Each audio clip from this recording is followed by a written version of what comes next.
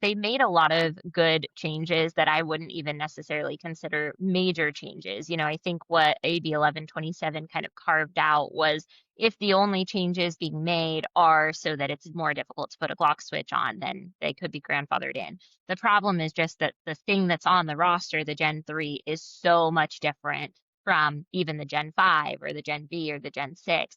So, I mean, all of these cosmetic changes and adding like the little wedge around the slide lock and the texture and all of that, to me, that doesn't make or break whether or not it could get back on the roster. The problem is that we don't have anything, we're not seeing anything come out from Glock that's similar to the Gen 3 internally.